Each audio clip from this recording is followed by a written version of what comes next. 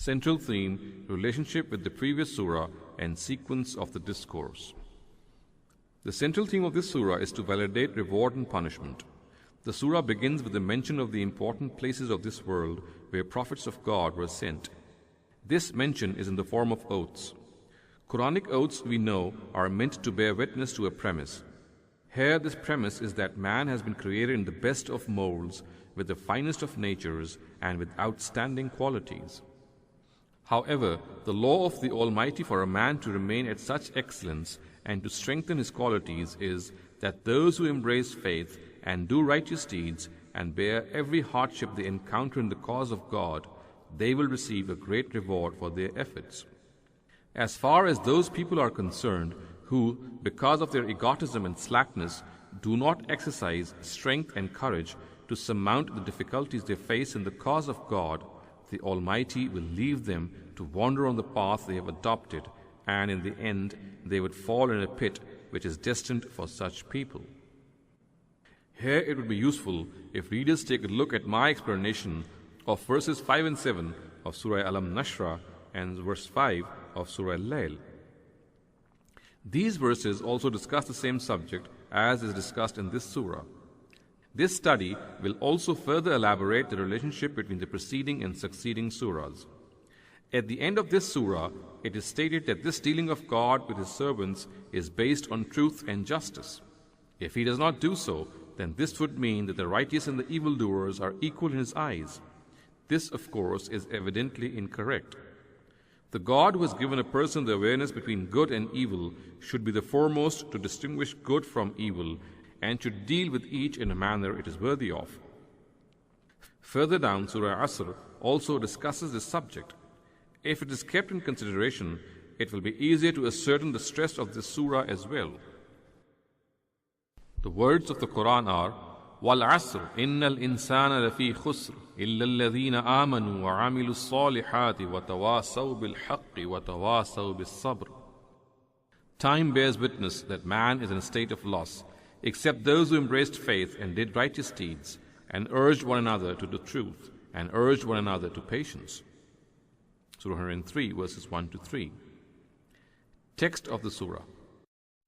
بسم الله الرحمن الرحيم والتين والزيتون وطور سينين وهذا البلد الأمين لقد خلقنا الإنسان في أحسن تقويم ثم رددناه أسفل سافلين إلا الذين آمنوا وعملوا الصالحات فلهم أجر غير ممنون فما يكذبك بعد بالدين أليس الله بأحكم الحاكمين. Translation of the surah. In the name of God, the most gracious, the ever merciful. The Mount of Figs and the Mount of Olives and the Mount of Sinai and this peaceful city bear witness that we have created man in the finest of molds. Then we reverted him to the lowest position when he himself wanted to become low, except those who embraced faith and did righteous deeds. So for them shall be a reward unending. Now what is it on the basis of which you deny the day of judgment? Is not God the greatest of judges?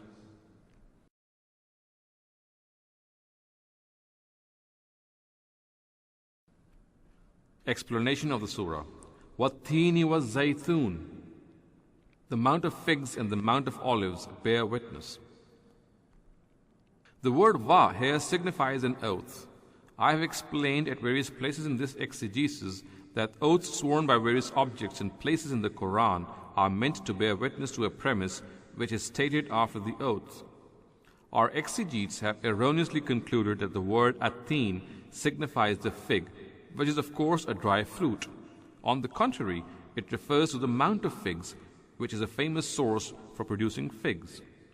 The relevant portion of the research conducted by Imam Farahi in his tafsir on this word is reproduced below.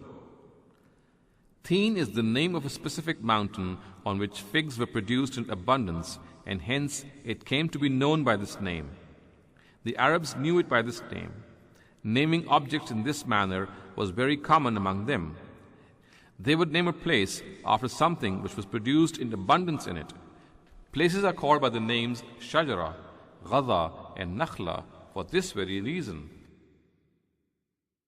Nabigha Zubyani has mentioned the word Tin in his couplets as the name of a place. Thus, for example, he says, صُحِبَ الضَّلَالُ أَتَيْنَ التِّينَ عَنْ عُرُض يُزْجِينُ غَيْمًا قَلِيلًا مَاؤُهُ شَيْمًا. Here by the word fig, he has referred to a mountain in the south. Some people say that this mountain is between Halwan and Hamdan. Farahi, Majmu' Tafasir, page 311. Further down, while negating certain conjectures about this word, Farahi presents his definite opinion in the following words. It is evident from this that Tin either implies the Mount of Judi or some other mountain near it. It is mentioned in the Torah that after the great flood in the time of Noah ﷺ, it was this place from where mankind scattered to various places, and it is evident from the Qur'an that this incident took place near the Mount Judi. Farahi, Majmu' Tafasir, page 312. Similarly, the word Zaytun does not signify the olive or the tree which produces this fruit, as has been understood by our exegetes. It refers to the Mount of Olives, which is famous for the preaching and worship of Jesus ﷺ. It is mentioned in the Gospels very frequently. Imam Farahi writes, "In my opinion, this is also the name of a site. Since olives were produced in abundance at this place, the Arabs named it so. We have already referred to this customary practice of theirs. It is indeed the same mountain which is frequently mentioned in the Gospels. Jesus ﷺ would go there to worship and supplicate before the Almighty. It is mentioned thus in the Gospel according to Luke. Each day Jesus was teaching at the temple, and each evening he went out to spend the night on the hill called the Mount of Olives." Chapter number 21, verse 37. This opinion is also corroborated by early authorities. Ibn Abbas anhu and Ka'b anhu say that olives refer to the Baitul Maqdis, and Qatada says that by olives is meant the mountain where the Baitul Maqdis is situated. Farahi, Majmu' Tafasir, page 312. وَتُورِ سِينِينَ وَهَذَا الْبَلَدِ الْأَمِينَ. And the Mount of Sinai and this peaceful city bear witness. It is obvious that the Mount of Sinai and this secure city refer to certain places. However, while presenting his research on the word Sinin, which was actually Sina, Imam Farahi writes, "At one place in the Qur'an occur the words Turesina. In other words, at one place it is in the feminine gender and at another plural. This is similar to the word Jama'a in Ajma'un. In the Hebrew Torah, at some places we find Sina and at others Sinim, and it is known that the suffix im is an indication for a plural noun." Farahi, Majmu' Tafasir, pages 312 and 313. The expression Al-Balad al-Amin, or this peaceful city, obviously refers to Mecca. However, the question does arise that why was this name not directly taken, and why was it mentioned in the form of an attribute?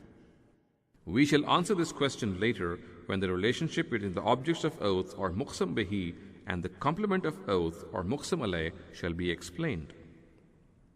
لَقَدْ خَلَقْنَا الْإِنسَانَ فِي أَحْسَنِ تَقْوِيمٍ ثُمَّ رَدَدْنَاهُ أَسْفَلَ سَافِلِينَ إِلَّا الَّذِينَ آمَنُوا وَعَمِلُوا الصَّالِحَاتِ فَلَهُمْ أَجْرٌ غَيْرُ مَمْنُونٍ. That we have created man in the finest of molds, then we reverted him to the lowest position when he himself wanted to become low. Except those who accepted faith and did righteous deeds, for them shall be a reward unending. These verses mention the premise which is validated by the oaths sworn in the previous verses. The Almighty has indeed created man in the finest of molds, and His law and practice is that those who value this favor and strengthen their innate guidance, and then after accepting the call of the messengers of God, profess faith and do righteous deeds, are blessed with eternal reward by Him. However, those who do not value this innate guidance are deprived of faith and righteous deeds, and shall be thrown by the Almighty in the very pit from which He wanted to save them by bestowing this favor on them. The literal meaning of the word taqweem is to strengthen something. For example, if it is said, قَوَّمْتُ الرُّمْحَ فَاسْتَقَامَ, it would mean, when I straightened the spear, it straightened.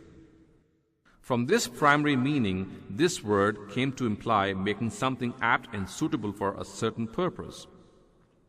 At many places in the Qur'an, it is said that man has not been created without a purpose. He has been created for a great purpose, or bil-haq. This purpose is that man should lead a life in this world which is a place of trial, whilst shielding himself from the lures of Satan and his agents, and remain on the straight path to which he has been guided by God. If he does so, the Almighty will grant him an eternal kingdom, and if he deviates from this straight path by being lured away by Satan or by being intimidated by him, then the Almighty will let him wander in the abyss of destruction that he chose for himself. The Almighty has created man in the finest of molds, keeping in view this purpose. His external appearance and structure also show that he is the best of God's creation, and his innate qualities are also so great that amongst the creation of this world, only he was considered worthy of them. In the previous surahs, it is mentioned in various styles that he has been blessed with the awareness of good and evil. It is also mentioned that by nature he has a liking for good and an abhorrence for evil. It is also indicated at various places that he is blessed with intellect and intention and is not deprived of them like other creatures. All this bears evidence that he has been bestowed with all essential qualities to fulfill the purpose for which he has been created. The sentence, ثُمَّ رَدَدْنَاهُ أَسْفَلَ سَافِلِينَ, or then we reverted him to the lowest position when he himself wanted to become low, is a reference to a law and practice of the Almighty regarding human beings. Since man has been given the freedom to exercise his intention and will, it depends upon his own attitude whether he remains the best of God's creation or reverts to a lowly state. If he values and honors his position as the best of God's creation, the Almighty helps him rise even higher, and if he does not do so and lapses into lowliness, then the Almighty too propels him into humiliation, and the end result is that he falls into the pit of hell, depriving himself of all the favors of God. The word asfala is an adverb of place, and the word safilin is an accusative of state, from the accusative pronoun in radadnahu. It is evident from this syntactical analysis that the Almighty plunges a person into disgrace because that person is inclined to it and does not have the determination to achieve the higher ideals of life. A question can arise here. The word safilin is plural. How can it be regarded as an accusative of state from a pronoun which is singular? The answer to this question is that though the pronoun is singular, it refers to al-insan, which refers to a genre and hence is effectively plural. Consequently, both singular and plural pronouns are used for it in the Qur'an. The exception stated in the sentence is إِلَّا الَّذِينَ آمَنُوا وَعَمِلُوا الصَّالِحَاتِ فَلَهُمْ أَجْرٌ غَيْرُ مَمْنُونَ actually depicts the qualities of people who are protected by the Almighty from this disgrace. Those who value and honor themselves as the best of God's creation and are blessed with faith and the urge to do righteous deeds are not humiliated by God. On the contrary, they are given honor and respect and are blessed with eternal reward in an eternal life by Him. We have already explained the meaning of the expression غَيْرُ مَمْنُونَ at some place in this tafsir. It refers to something ceaseless and unending. Some people have interpreted it in a different way. However, this is against the grammatical principles of Arabic. After ascertaining the claim, let us now see how the previously mentioned oaths bear evidence to it.